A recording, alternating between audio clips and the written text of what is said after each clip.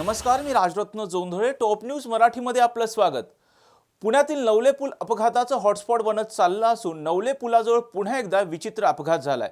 या अपघातात 8 ते 9 वाहनं एकमेकांना धडकली आहेत.